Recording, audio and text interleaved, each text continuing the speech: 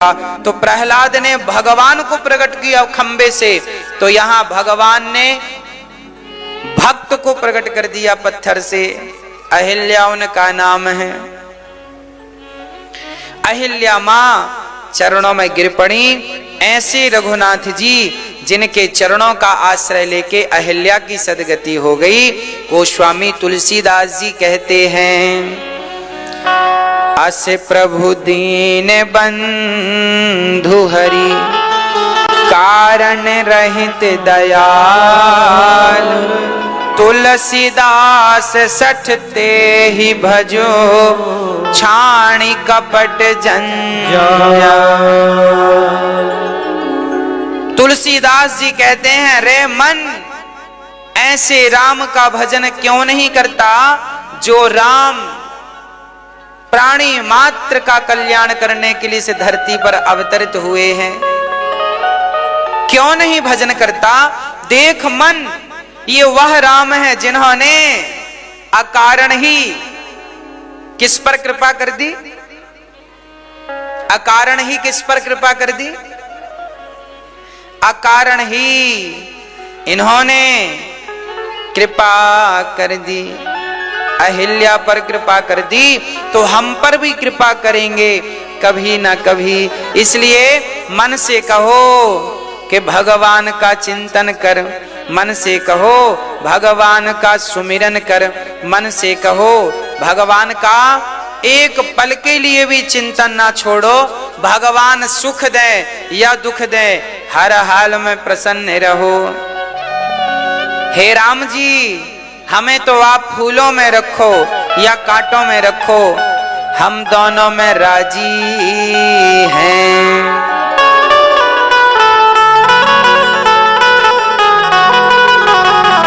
तेरे फूलों से भी प्यार, तेरे कांटों से भी प्यार, तू जो भी देना चाहे दे दे मेरे सरकार, तू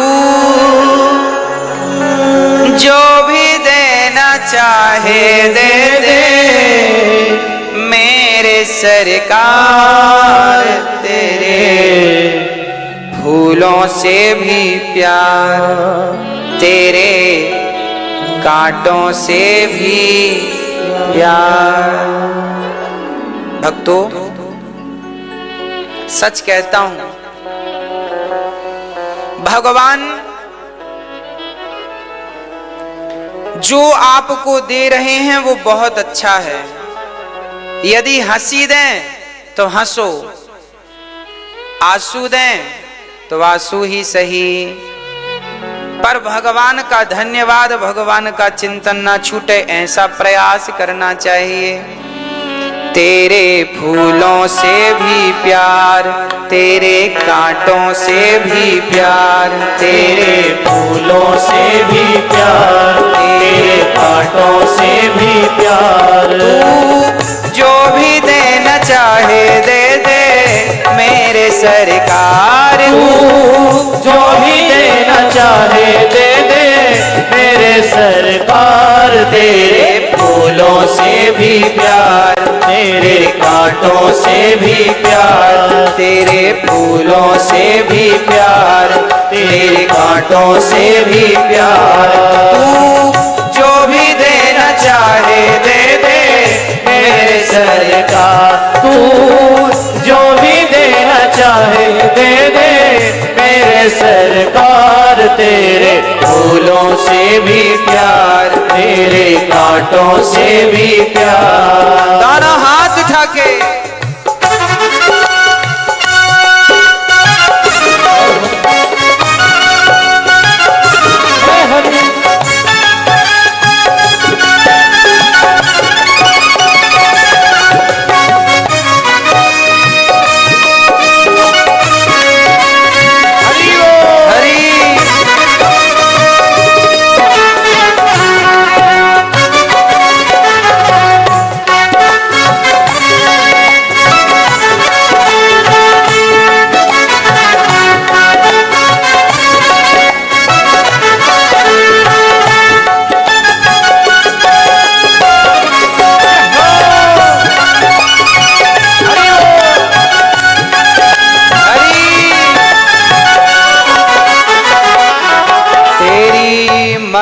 में विधाता कोई छुपा बड़ा राज। तेरी मर्जी में विधाता कोई छुपा बड़ा राज। दुनिया चाहे हमसे रूठे तू ना होना नाराज। दुनिया चाहे हमसे रूठे तो ना होना नाराज।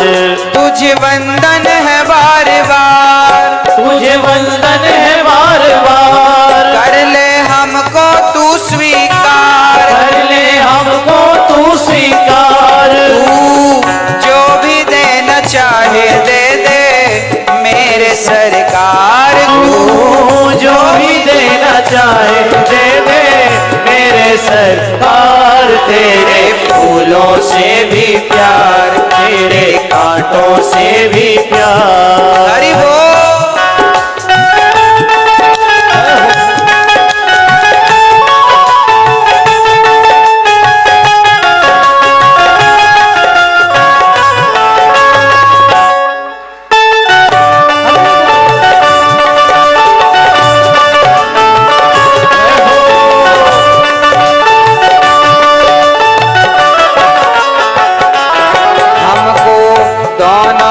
पसंद तेरी धूप और छाव। हमको दोनों है पसंद तेरी धूप और छाव। हे नाथ हमें तो सब कुछ पसंद है, जैसे आप रखेंगे हम वैसे रह लेंगे। हमको दोनों है पसंद तेरी धूप और छाव। हमको दोनों है पसंद तेरी धूप और छाव। दाता किसी भी दिशा में ले चल जिंदगी की नाव। दाता किसी भी दिशा में ले चल जिंदगी की नाव। चाहे हमें लगा दे पार, चाहे हमें लगा दे पार। या डोबा दे तू मझधार। या डूबा दे तू मझधार। तू जो भी देना चाहे दे दे मेरे सरकार। तू जो भी देना चाहे दे दे मेरे सरकार। तेरे फूलों से भी प्यार, तेरे कांटों से भी प्यार। तेरे फूलों से भी प्यार, तेरे कांटों से भी प्यार।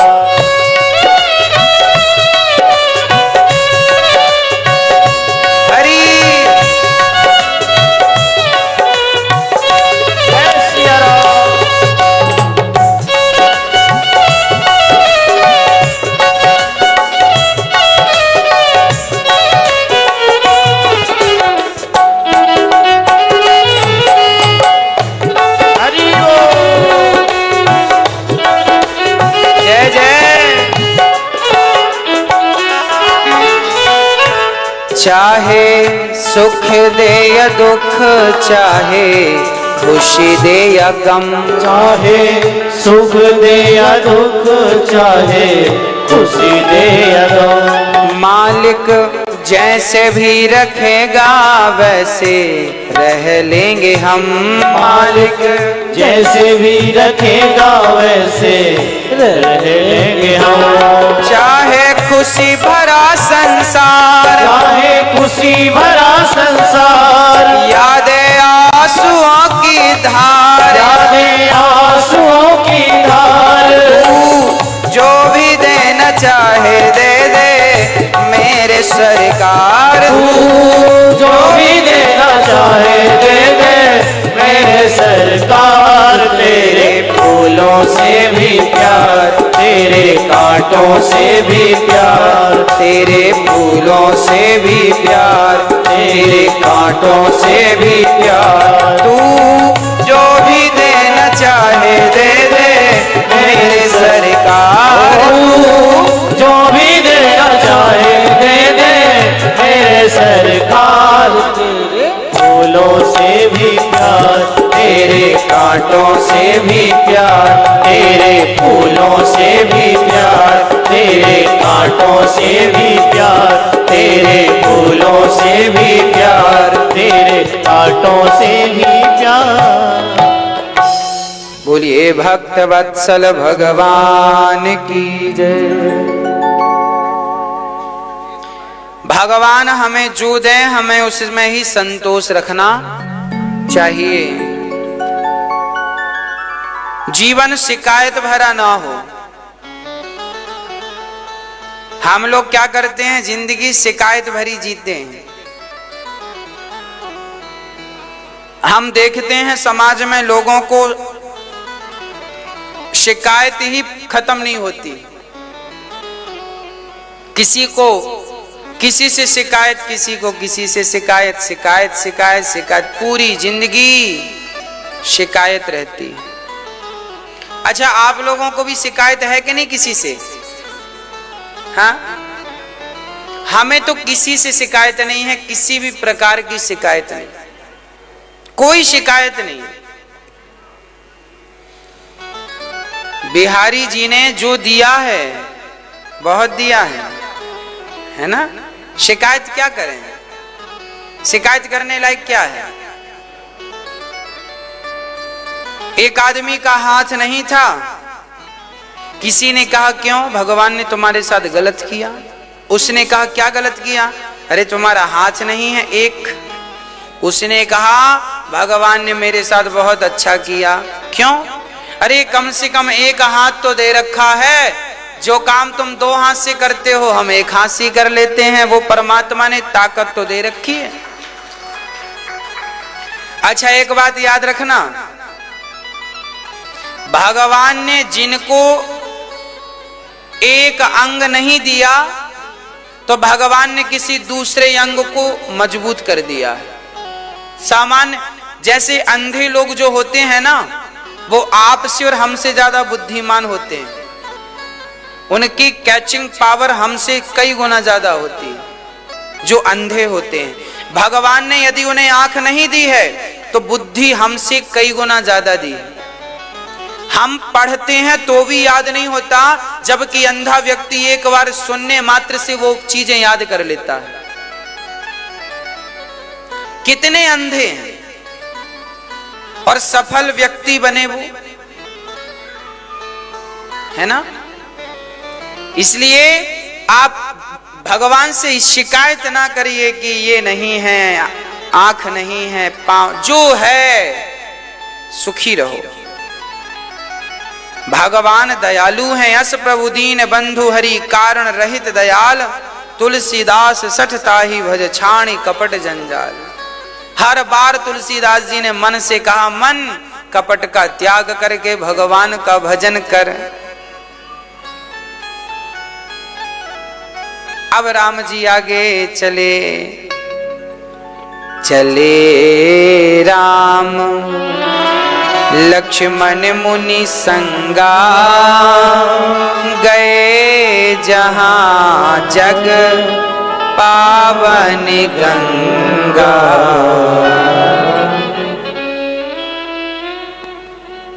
गाधी सुनु सब कथा सुनाई, जही प्रकार सुर सरी महिया। श्री राम जय राम जय जय राम, श्री राम जय राम जय जय राम। गंगा के तट पर भगवान गए, गंगा में स्नान किया और स्नान करने के बाद भगवान ने विश्वामित्र जी ने गंगा अवतरण की कथा सुनाई है। आपको पता है गंगा जी का अवतरण कैसे हुआ? पता है कि पता नहीं है? क्या? हाँ, पता है? मैया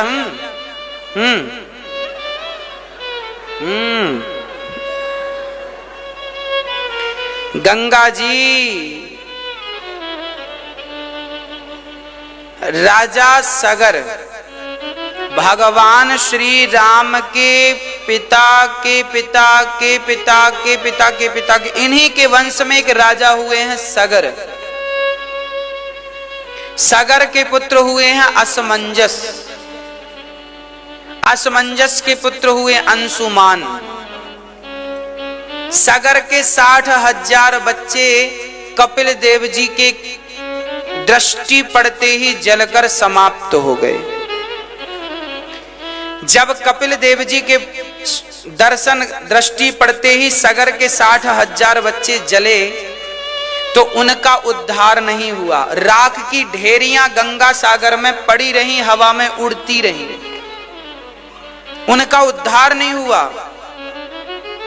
तब सगर ने कहा कपिल देव जी से, हमारे बच्चों का उद्धार कैसे होगा? तब कपिल देव जी ने कहा कि यदि आपके बेटा तपस्या करे तो तपस्या के बल से गंगा जी आएंगी, तो गंगा जी के जल से इनका उद्धार होगा। तब सगर के 60,000 बच्चे थे एक पत्नी से, वो तो सब जलकर राख हो गए। सगर की दूसरी पत्नी से एक बेटा हुआ था, नाम था असमंजस। असमंजस के पुत्र अंशुमान ने तपस्या की, हे गंगा मैया आओ, गंगा मैया। तपस्या करते करते करते करते अंशुमान चल बसे, पर गंगा जी नहीं है। जब अंशुमान गए तो अंशुमान के पुत्र हुए दिलीप। राजा दिलीप ने तपस्या की, और जब तपस्या की तो वो भी तपस्या करते करते, उनकी 2 पत्नियां थी राजा दिलीप की, वो शादियां किए, शादियां हुई, 2 पत्नी हुई, संतान हुई नहीं, और वो तपस्या करते करते करते करते वो भी पूरे हो गए। अब तो इनका वंश खत्म। तब दिलीप की दोनों पत्नियों ने, इनके गुरु थे वशिष्ठ जी, ये वशिष्ठ जी ये तब से गुरु हैं जब गंगा नहीं आई थी। वशिष्ठ जी ने कृपा की, इन दोनों पत्नियों से कहा तुम दोनों आपस में ही संसर्ग करो। तब दिलीप की दोनों पत्नियां आपस में ही जब अपने शरीर का घर्षण करती हैं, तो दोनों में से एक पत्नी गर्भवती हो जाती। देखिए असंभव है ना, 2 स्त्रियों से स्त्री कैसे गर्भवती हो सकती है? परंतु संत कृपा, साइंस अभी यहां तक पहुंचा ही नहीं जहां तक हमारे ऋषि मुनियों ने काम किया। दोनों रानियों में एक गर्भवती हुई और एक बच्चा पैदा हुआ जिसके हड्डी नहीं थी, मांस का टुकड़ा था। इसलिए इनका नाम पड़ा भगीरथ। भग, 2 भागों के संसर्ग से जो संतान उत्पन्न हुई, इसे भगीरथ नाम पड़ा, भगीरथ। फिर वशिष्ठ जी की कृपा से हड्डी का संचार हुआ, अर्थात गुरु कृपा हुई। तपस्वी महापुरुष थे, हड्डी इत्यादि। आज देखिए जब हड्डी कमजोर होती है ना, तो डॉक्टर दवाई देके मजबूत करता है। तो भाई आज का डॉक्टर मजबूत कर सकता था, तो तब के ऋषि मुनि ने मजबूत कर दी, तो क्या आश्चर्य है। दवाई दी, बढ़िया मजबूत कर दी, बढ़िया बालक हुआ। भगीरथ ने तपस्या करी, तब गंगा मैया का प्राकट्य हुआ। पर गंगा मैया प्रकट हुई तो सीधे पाताल चली गई। अब क्या करें? बोले शंकर जी को प्रसन्न करो, शंकर जी जटा में रखेंगे। शंकर जी को भगीरथ ने प्रसन्न किया। फिर शंकर जी की जटा में गंगा जी आई और जटा से थोड़ी सी छोड़ी, तो क्या हुआ? जैसे ही गंगा जी आगे चली तो एक बाबा की कुटिया, जन्नू नाम के बाबा थे, जन्नू जी की कुटिया गंगा जी ने बहा दी, है ना। तो बाबा जी को बड़ा गुस्सा आया, हमारी कुटिया बहा दी। तो बाबा जी ने सारी गंगा को पी लिया। भगीरथ जी ने देखा पीछे गंगा नहीं, कहां गए? बोले बाबा जी डकार ले रहे। बाबा जी कहां गई गंगा? हमने पी लिया, हमारी कुटिया बहा दी। ऐसे ऐसे महापुरुष। भगीरथ जी ने कहा महाराज हमारी कई पीढ़ियां गुजर गई, तब गंगा जी आई और आपने पी लिया, अब प्रकट करो। तो जन्नू बाबा ने अपनी जंघा से गंगा को प्रकट किया, इसलिए गंगा का एक नाम है जाह्नवी। गंगा का नाम क्या पड़ा? जाह्नवी। आगे चली तो आगे 7 कुटियां थी बाबाओं की।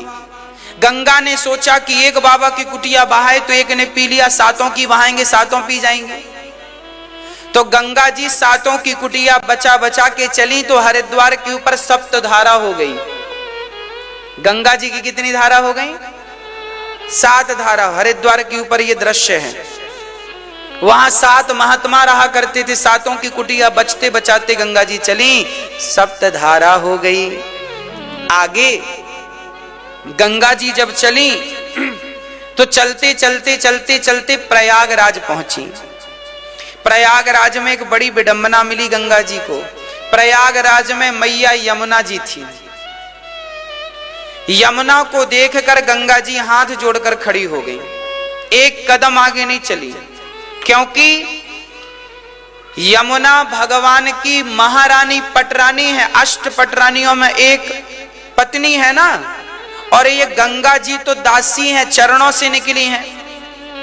भाई जब वामन भगवान ने 2 पग भूमि में सब नाप लिया, दूसरा पग सत्यलोक में गया तो उनके पांव के अंगूठे से ब्रह्मांड फट गया, तो पानी निकलता हुआ ब्रह्मा जी के कमंडल में आया।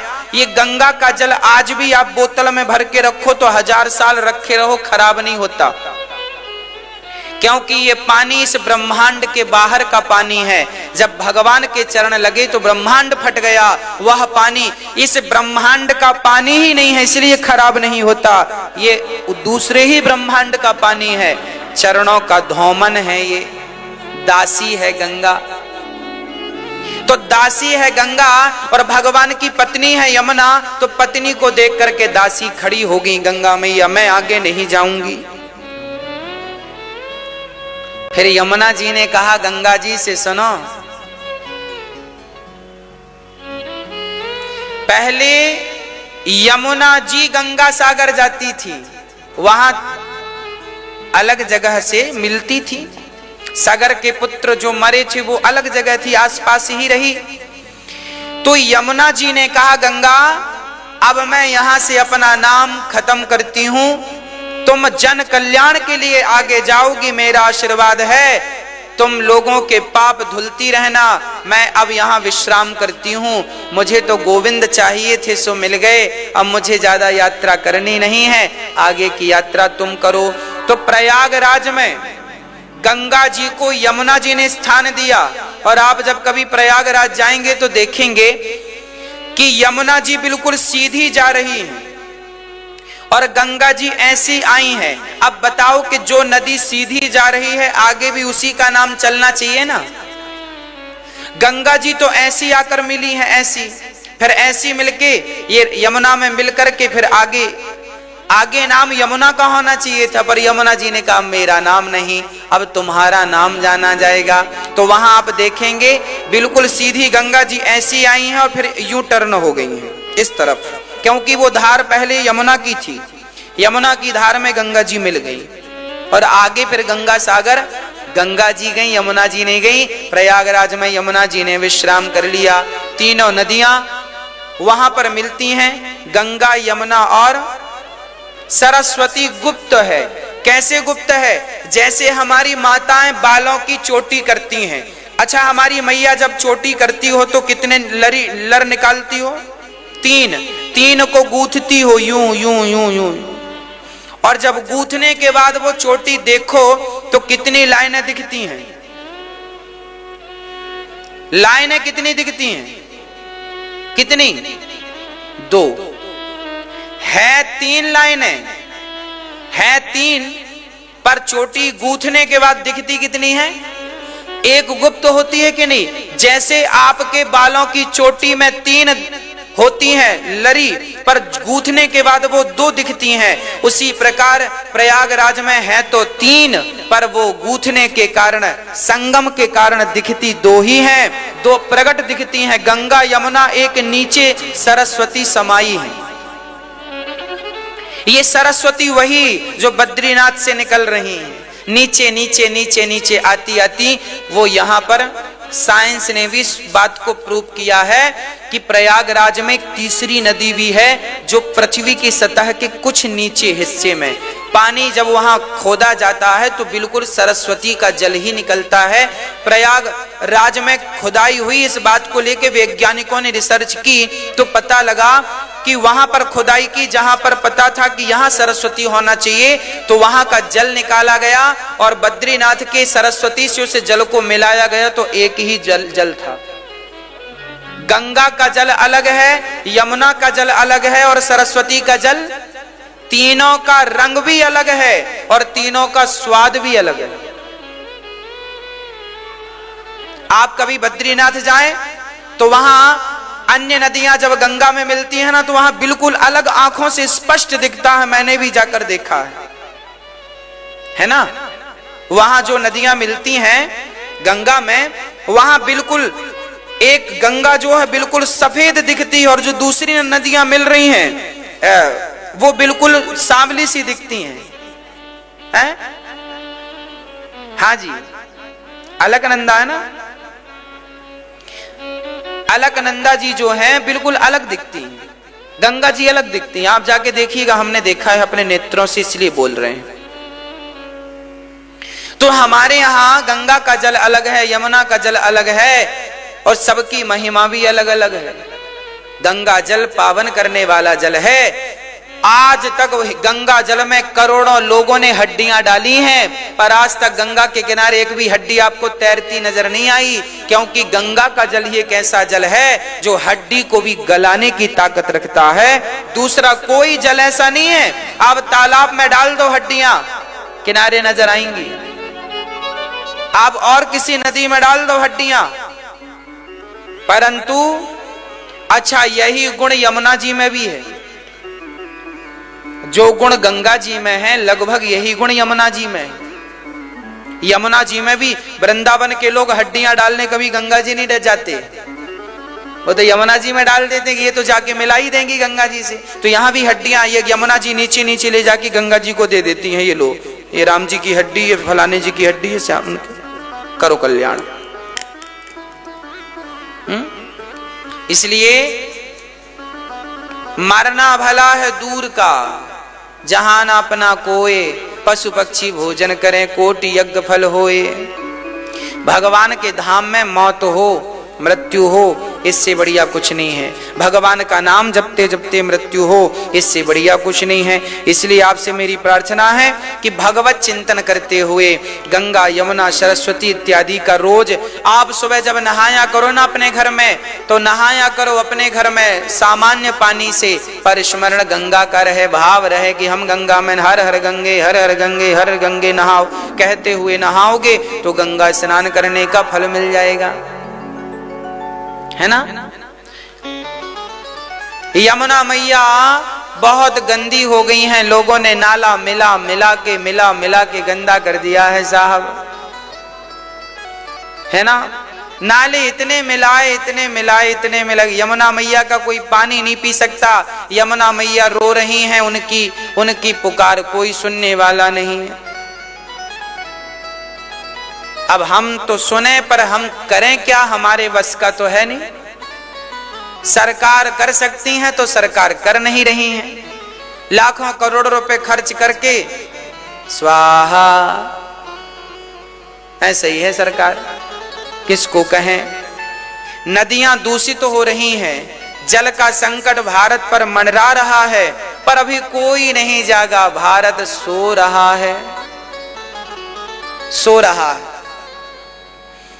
अरे भाई, बड़े बड़े नाला, दिल्ली से बड़े बड़े नाला निकलकर यमुना जी में मिले हैं।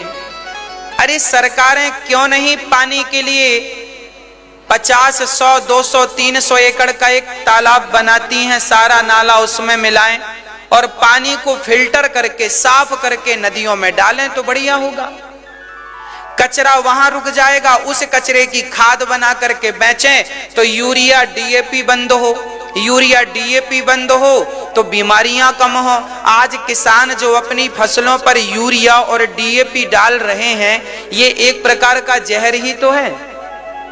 अमेरिका में यूरिया डीएपी नहीं डाली जाती क्योंकि वो जहर मानते हैं, भारत में डाली जाती है। क्यों डाली जाती है? क्योंकि भारत की सरकारें इस सब्जेक्ट पर कोई काम नहीं कर रही हैं, किसी को जिम्मेदारी नहीं है। केजरीवाल जी ने कहा था कि हमारी सरकार आएगी तो हम यमुना को शुद्ध करेंगे, पर आके चली गई, फिर आ गई, कोई ध्यान नहीं है साहब का, किसी का ध्यान नहीं है। अरे सब अपने अपने घर की साफ सफाई कर लें तो काम बन जाए। दिल्ली का समस्त पानी जो गंदा जल है, यदि उसे 200-300 एकड़ का बड़ा तालाब, सरकारी जगह जहां हो वहां पे ले जाएं, तालाब खुदवाएं, सारा पानी गटर का तालाब में डालें तो क्या होगा? तालाब में पानी जाए, पानी साफ करके फिल्टर करके, बहुत सारे साधन हैं फिल्टर करने के, फिल्टर करके फिर यमुना जी में डालो तो यमुना जी शुद्ध बनी रहेंगी और जो गटर की गंदगी तालाब में जमा होगी उससे खाद तैयार हो जाएगी, अच्छी क्वालिटी की खाद तैयार होगी तो डीएपी यूरिया बचेगा, फसल बचेगी। आज डीएपी खा खा के लोग मर रहे हैं, शुद्ध रोटी भी नहीं मिल रही है आजकल। अब कौन समझाए, किसी दिमाग दें हम। जबकि मेरी मां, यदि सरकार मुझे ये काम सौंपे ना नदियों को साफ करने का, तो मैं आप समस्त भारतवासियों से विश्वास से कहता हूं, 1 साल के अंदर भारत की सारी नदियों को साफ करने के साथ साथ ये दास अनिरुद्ध नदियों को नदियों से जोड़ देगा, ताकि भारत में पानी की समस्या ही खत्म हो जाएगी। अब देखिए, एक नदी है जो 12 महीना बहती है, एक नदी, अब गांव गांव की नदियां ना अभी सूख जाएंगी, अभी अगले महीने सूख जाएंगी, अभी सूख गई। बड़ी बड़ी नदियां भी मेरी मां अब गर्मियों में जो कभी सूखा नहीं करती थी अब सूखने लग गई। क्या करना चाहिए? देखो, यमुना का पूरा पानी, गंगा का पूरा पानी कहां जाता है? समुद्र में। समुद्र को पानी की कोई जरूरत नहीं है, सारा पानी जाता है खारा होके समाप्त हो जाता है, वो पानी किसी काम का। अरे भाई भले आदमी, ये गंगा का पानी,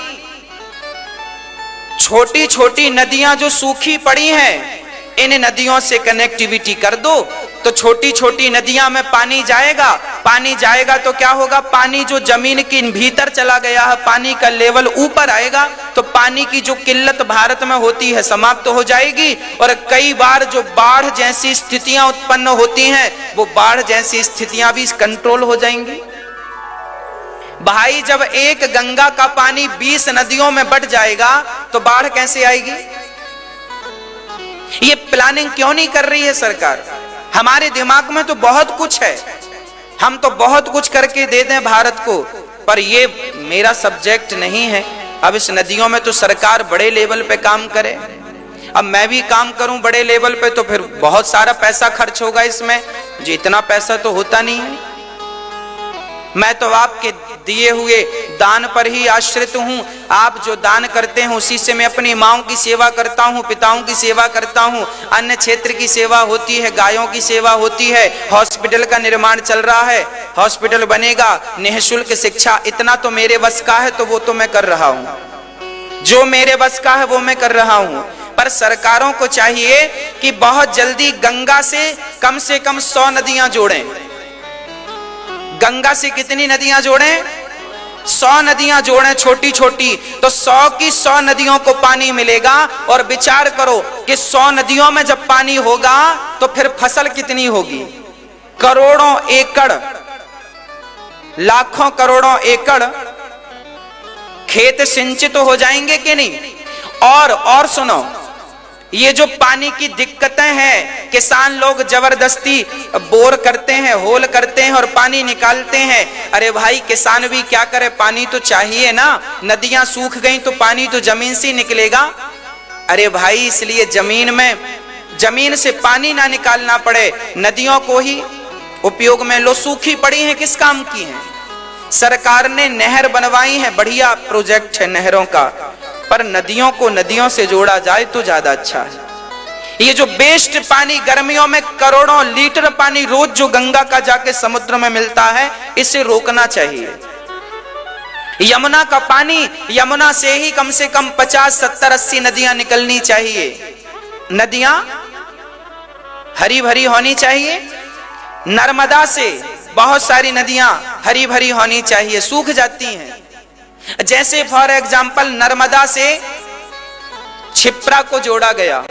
मध्य प्रदेश की सरकार ने एक बढ़िया काम किया है, नर्मदा नदी को क्षिप्रा नदी से जोड़ दिया। क्षिप्रा नदी सूख जाती है, पानी नहीं होता, पर नर्मदा का पानी उसमें छोड़ दिया जाता है तो बढ़िया हरी भरी होती है, चारों तरफ किसान लाभ लेते हैं।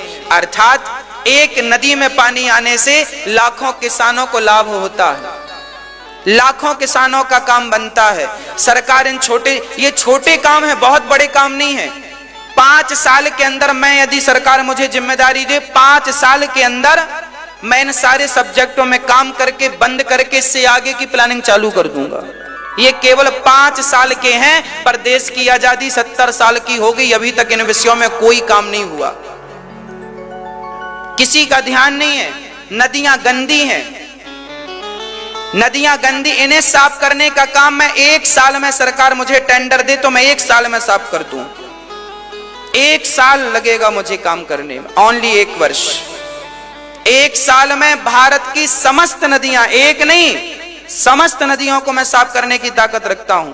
प्लान मेरे यहां खोपड़ी में है, पर है अब किसे दूं, किसे दे दूं जाके, कौन सुनता है? और ये डीएपी और जो किसान लोग यूरिया उपयोग करते हैं, यूरिया और डीएपी में तो मैं ताला लगवा दूं और अपने किसानों को भारत की शुद्ध खाद दूं, केंचुए वाली, ताकि फसल इससे भी ज्यादा, यूरिया और डीएपी कितनी फसल देगी? अरे दुगनी फसल होगी यदि केंचुए वाली खाद किसानों को मिलने लग जाए तो। केंचुआ जानते हैं ना, केंचुए वाली खाद यदि मिलने लग जाए तो किसान की फसल दोगुनी हो जाए और शुद्ध मिलेगा भारत में। पर कौन काम करेगा? हम तो चाहते हैं, पर अब कौन काम करे? लोग तो हमें समझते हैं कि महाराज जी केवल कथा सुनाना जानते हैं। अरे भाई कथा तो सुनाते हैं आपको भगवान की, पर अपने देश से प्यार करते हैं तो अपने देश में क्या अच्छे से अच्छा हो सकता है, इस पर भी विचार करते रहते हैं कि यदि ये हो जाता तो देश में ये अच्छा होता। इसलिए हमने 1 करोड़ पेड़ लगाने का संकल्प लिया है। 1 करोड़ वृक्ष लगाएंगे। और आप विश्वास रखिएगा मेरे भारतवासियों, यदि ये शरीर में श्वास बची तो मैं वह काम भी करूंगा जो कह रहा हूं। कुछ नदियों को तो कुछ नदियों से जोड़ूंगा ही सही, नहीं तो बड़े बड़े तालाब जरूर बनवाऊंगा, ताकि कुछ पानी तो बचे। कुछ पानी तो हम जितना पिए हैं इस भारत माटी का, भारत भूमि का, उतना पानी बचाकर अपनी भारत माता को तो दें। ये तो ऋण अदा करें। सरकार केवल राजनीतियां करती हैं, सब अपनी रोटी सेकने में लग गए। अरे भाई कुछ भारत माँ के बारे में सोच लो, पानी बचा लो, नदियों को साफ कर लो, पेड़ पौधे लगवा दो, बस बढ़िया है सब। भ्रष्टाचार कम कर लो थोड़ा सा। अब क्या कहें, अन्ना हजारे जी आए थे, पता ही नहीं चला कहां चले गए अन्ना हजारे जी। भ्रष्टाचार, हम भी सोचे थे भाई अन्ना हजारे जी की टीम में सम्मिलित होंगे, अच्छे आदमी अन्ना हजारे जी, पता नहीं कहां चुपचाप बैठे हैं, आती नहीं, अब आवाज ही नहीं निकल रही है। देखो भले आदमी जब कुछ अच्छा विचार करता है ना, तो विचार तो कर लेता है आदमी, अच्छे अच्छे सपने तो दिखा देता है, पर उन सपनों को साकार कराना बहुत कठिन है। हाँ या ना? अन्ना हजारे जी ने अच्छे अच्छे सपने दिखाए थे भारत को, भ्रष्टाचार मुक्त होगा, हम भी सपोर्ट करते थे अन्ना हजारे जी का, पर अब हमें ढूंढ ही नहीं मिल रहे हैं। कहां ढूंढने जाए अन्ना हजारे जी को, लापता है। अच्छे व्यक्ति को आना चाहिए समाज में, अच्छी आवाजें लगाना चाहिए, अच्छे काम करना चाहिए। अरे हर अच्छा व्यक्ति चुप होके बैठ जाएगा तो कौन सोचेगा अपने भारत के बारे में? कौन